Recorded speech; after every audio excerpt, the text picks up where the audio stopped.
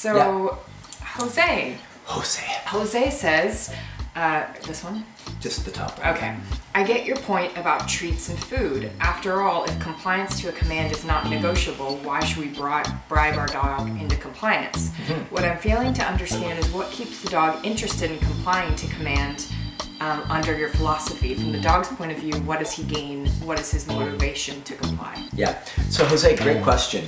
And Jose's got like 4 questions. Yeah. He was like, he hit us up. I think he actually emailed me and I told him he had to do this. So yeah, there were a couple of these. He's following good directions. Yes, he's good awesome. Work. Good work, Jose. I was like, these look familiar. Yeah. Cool. So I think Jose just bought our Foundation DVD Yep. as well as the color DVD. Yep. So he's got some questions about that. But so good question about the food stuff.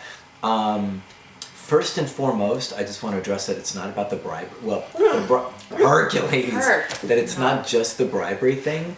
I don't want to bribe dogs to do tasks, but it's maybe even more so. It's about the state of mind that we get from dogs that are doing food work. They're really jazzed up, they're really aroused, they're hyper fixated, they're always waiting for what's the next cue, what's the next command, rather than being relaxed and chilled out. So I'd really like to impart that to you as being like our primary like friction point with that, is that those aren't the kind of dogs that I want to send home to people, especially dogs that are like biting, anxious, freaked out, dog aggressive. I want them to be calm, chilled out, and relaxed, and we find food to be counterproductive for that. So that's the main thing. And then as far as what's in it for the dog, so I just wrote a couple notes here to make sure that I covered them thoroughly for you. But it's for me, it's a philosophical lifestyle kind of choice / debate. It really is. Like, you could ask a million different trainers and get a lot of different answers about this, and a lot of trainers really feel strongly that if there isn't food or reward or something like that, then there's nothing in it for the dog. I disagree. So I feel like life, play, food, fun, love, inclusion are more than enough for a dog to be rewarded and be fulfilled and have a great life. So my dogs don't get food to do their work. Laura's dogs don't get food to do their work. Their work is just like their work's pretty damn easy. Yeah, right? just like so it's being not part of our lives and not like being crazy. Now, if you're talking about like performance dogs and you're trying to get them to do like high performance and at a high level of attention and like sophistication, then maybe you need to work with like toys, tugs, and for those kind of like drivey dogs and food and things like that. If that's what you want, if you want that like down, sit.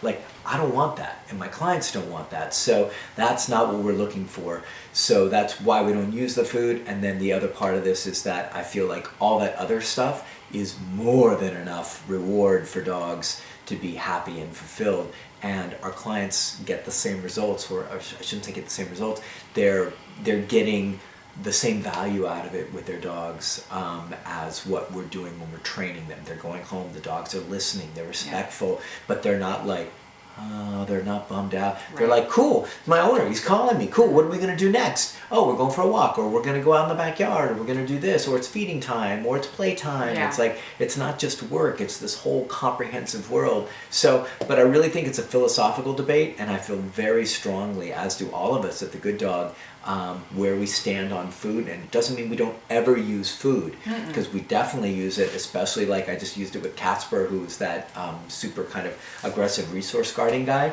I used food as a bridge to get him into a better space, and then faded the food. He went home with no food work at all for his owners or anything like that. But hopefully that answers your question.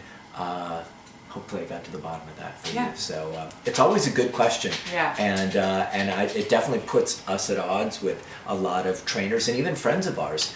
And I don't know if there's any right way or wrong way. It really comes down to, what do you want dogs to look like when you're sending them home to clients? And so for us, we have a very specific,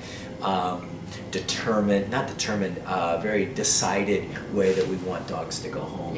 And also, because the dogs we get, they're not just like happy-go-lucky dogs. They're dogs with major behavior issues. So we need all the leverage, all that calm, all that relaxation, not the arousal, not the drive, so dogs can make better decisions. So hopefully that helps, Jose. Thanks so much for buying the DVDs. Hope they're really helping you out. And I'm sure we'll hear some more questions from Jose in the future. Hope so. Thanks. Okay, thanks.